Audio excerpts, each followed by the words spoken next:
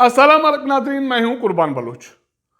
मुल्क में सैलाब की वजह से अवाम की ज़िंदगी में अजाब का सिलसिला जारी है और लोग अभी भी शदीद मुश्किलात में हैं।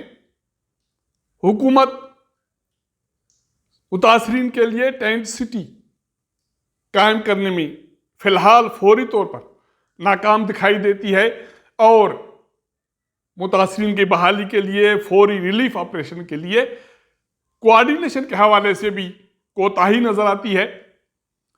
मुल्क में सिंध, बलोचिस्तान, सिराकी बेल्ट और केपीके में सैलाब के हवाले से लोगों की जो जिंदगी मुश्किलात का शिकार है, इसके हवाले से हुकूमत क्या करने जा रही है और लोगों से मुंतखब नुमाइंदे राशन के लिए क्या शराइत रख रहे हैं, इसके हवाले से 2-3 मुख्तसर वीडियोज़ हैं।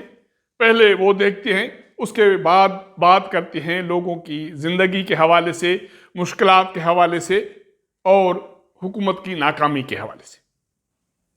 जलजले सैलाब आए, अब कौन सा अजाब आए, जाहिलों की बस्ती में कैसे इनकलाब आए। शर से नहाते हैं, मुर्दार गोश्त खाते हैं, बेबसी पे हंसते हैं, कहकहे लगाते हैं। बेहिसी है मशकला, दिल शौकिया दुखाते हैं। फसाद करके बरपा ये जश्न भी मनाते हैं। इनको भी तो मरना है, किस बात पे इतराते हैं। खुदा खुदा भी करते हैं और उसी को भूल जाते हैं। जी, हमने कुछ आदमियों से कहा था, हम लोग की कापियाँ ले गए थे, फिर उन लोगों से हमने कहा था कि भाई हमारा राशन जो लाया वो वापस दो।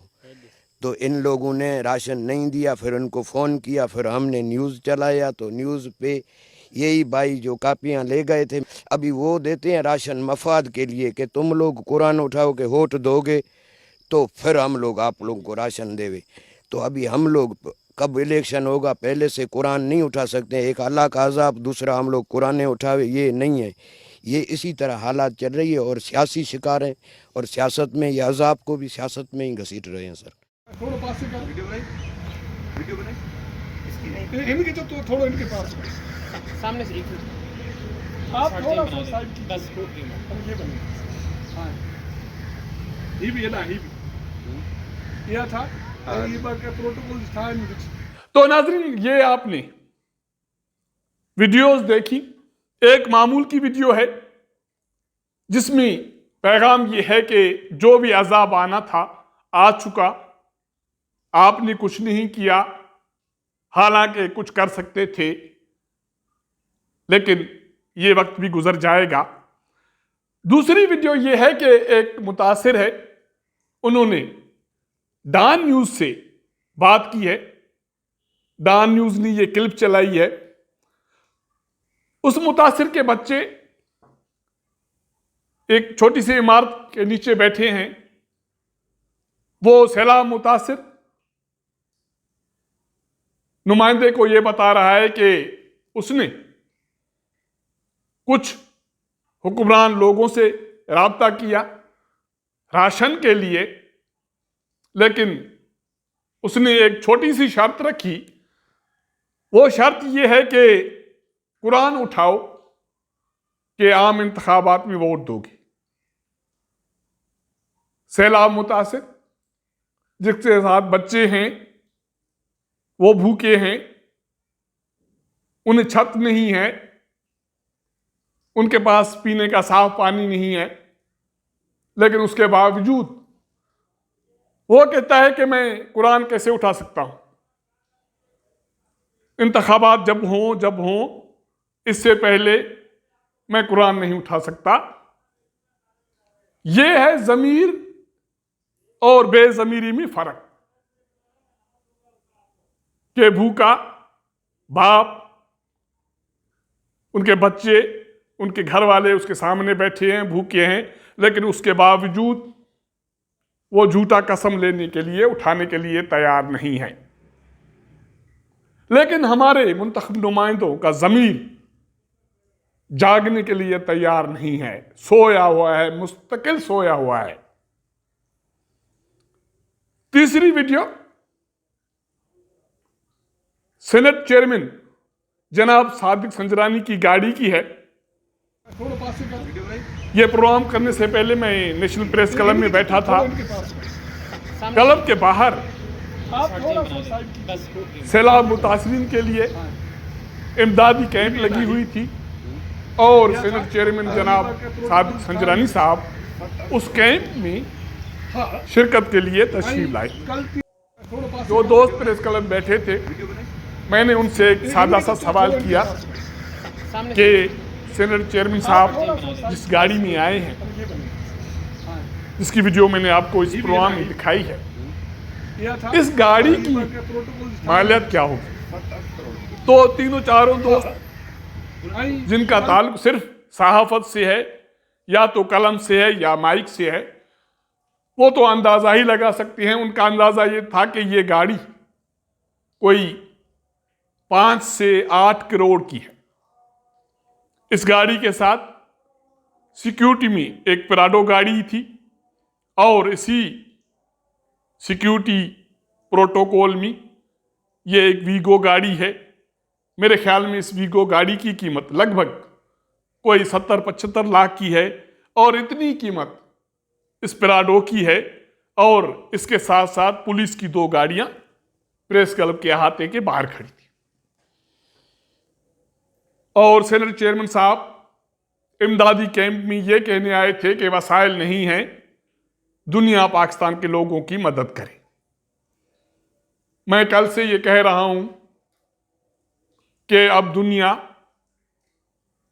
आप पर, पाकिस्तान के हुक्मरानों पर, वो कोई भी हो, किसी दौर का हो, उस पर एतबार करने के लिए तैयार नहीं है। दुनिया की मदद से पहले आपको अपने वसाइल लोगों की इमदाद के लिए फराहम करने होंगे। ये गाड़ियां, ये शाहाना तर्ज जिंदगी छोड़नी पड़ेगी। अगर ऐसा नहीं होता तो खुदा न करे इंसानी अलमिया जन्म ले, जिसमें फिर शायद कोई न बच पाए। लोगों की बहाली के हवाले से मुश्किलात दरपेश हैं। लोग खुले आसमान के तले बैठे हैं। मुल्क में कहीं भी अभी तक कोई टेंट सिटी कायम नहीं हो सका जहां इन लोगों को रखा जाए, छत फराहम की जाए या छांव फराहम की जाए।